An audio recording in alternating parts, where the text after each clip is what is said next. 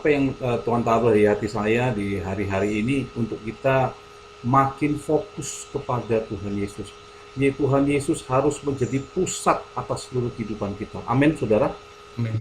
Dan saya melihat sekarang ya eh, gereja sudah ya kalau di gereja-gereja waktu gereja saya lama dulu saya habis melihat Yesusnya mana gitu ya.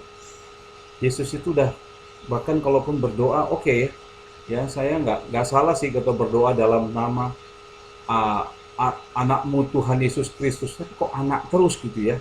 Tuhan Yesus itu bukan anak, itu pengertiannya berasal kata anak. Anak Allah itu menyatakan kebenaran bahwa Yesus itu adalah Allah. Artinya untuk apa ya, melegitimasi. Tapi Tuhan itu adalah Tuhan. Dialah Allah. Dialah pencipta, saudara. Amin. Dialah pencipta. Dialah uh, Allah yang maha kekal, saudara. Nah, saudara, saya waktu di gereja lama dulu sekali, saudara, saya nggak lihat gimana Yesusnya gitu ya. Tapi yang banyak, begitu banyak hal-hal yang apa ya, yang nggak ada kaitannya dengan Tuhan Yesus.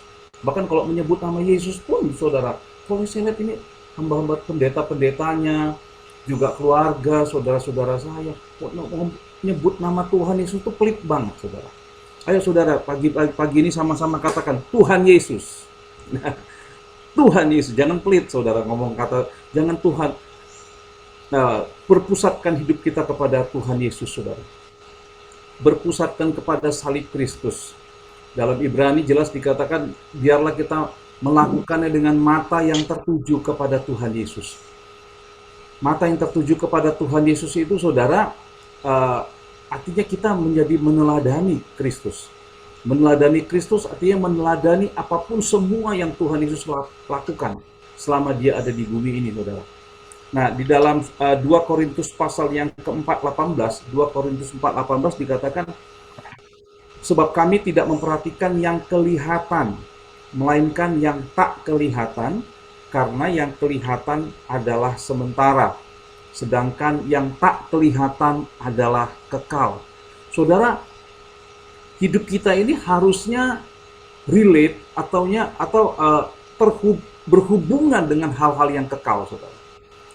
Seluruh perkataan pikiran kita harus relate, terhubung atau berkaitan dengan hal-hal yang kekal.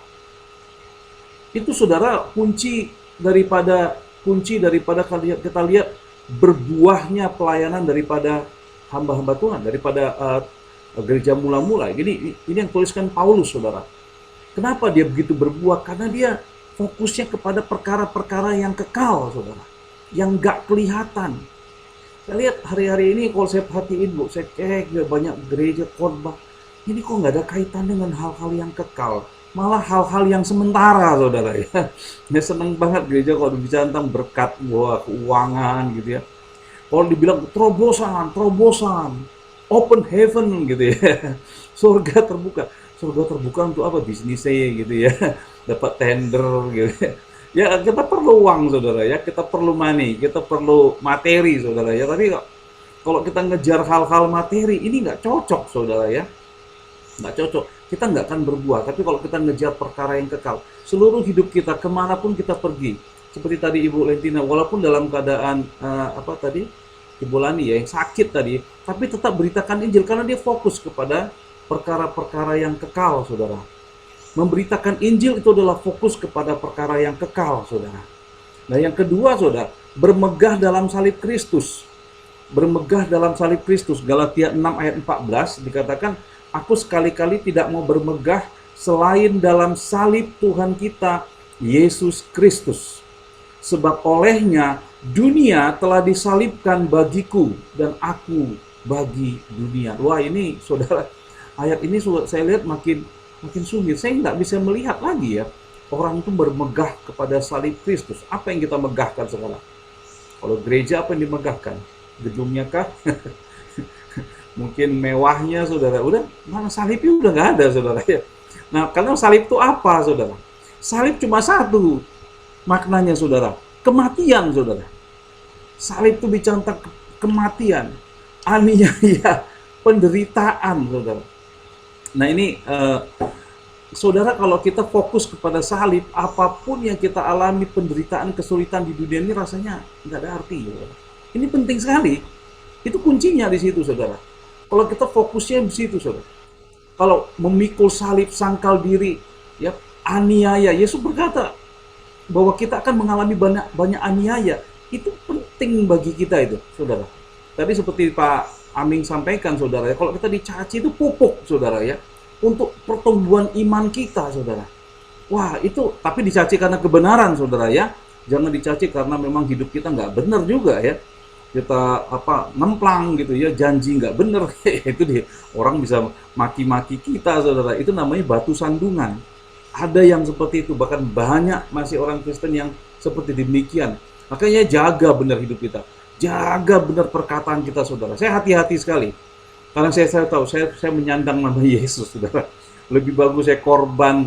Kalau ada salah, cepat-cepat saudara minta maaf. Nggak usah pakai alasan-alasan. Rendahkan diri saudara. Pokoknya hati-hati deh, karena kita menyandang nama Kristus, saudara. Hati-hati, karena apa namanya, kemanapun kita pergi, saudara, kita mau jadi berkat, kita mau jadi terang. Nah, saudara, saya sampai dua hal ini, saudara, ya. Perhatikan perkara-perkara yang tak kelihatan.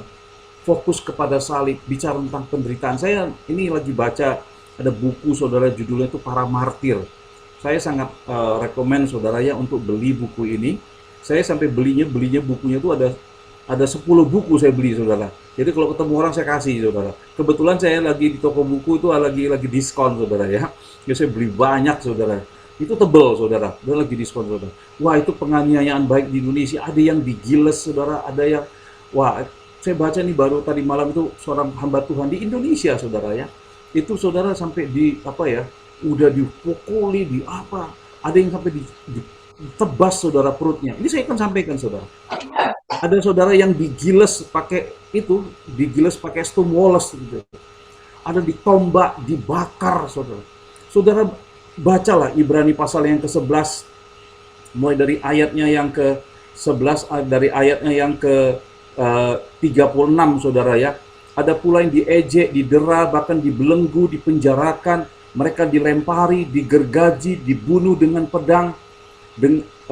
Saudara baca ini, saudara. Tapi ini mungkin saudara, wah itu kan dulu ya. Saudara enggak, ternyata tercatat itu 1 tahun, saudara. Itu 150.000 orang. 150.000 orang itu martir loh, saudara. Sampai hari ini, sampai di zaman modern, di zaman apa ini ya, saudara. Di zaman AI ini, saudara. Di zaman online ini masih ada anian.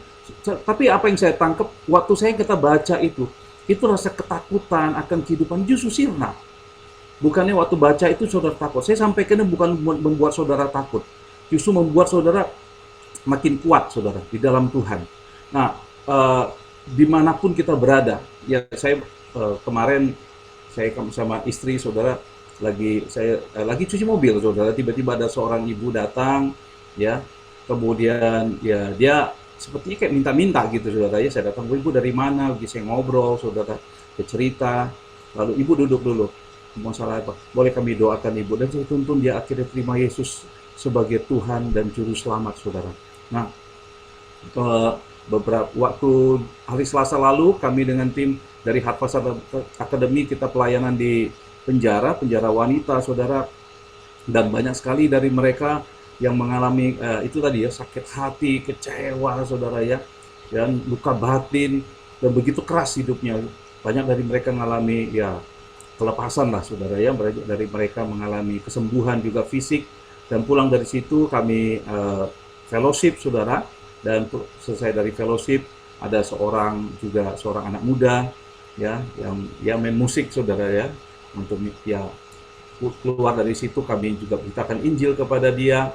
Dan mari saudara, kemanapun kita pergi, mari saudara fokus kita perkara-perkara yang kekal. Amin, saudara. Fokus kita ke perkara-perkara yang kekal. Aniaya itu harusnya, saudara, menjadi pupuk bagi kita. Tadi bagus banget lagi istilah Pak Amin, ya. Itu menjadi pupuk, bukan yang harusnya kita takuti, saudara. Kalau kita fokus kepada demikian, rasanya masalah-masalah kita ini nggak ada artinya. Apapun masalah dalam hidup kita, mungkin rumah tangga, keuangan kita nggak ada artinya. Bahkan kesehatan kita, saudara. Amin, saudara. Puji Amin. Tuhan, semangat terus kita untuk terus beritakan Injil, fokus kepada salib Kristus, perkara-perkara yang kekal. Tuhan Yesus berkati.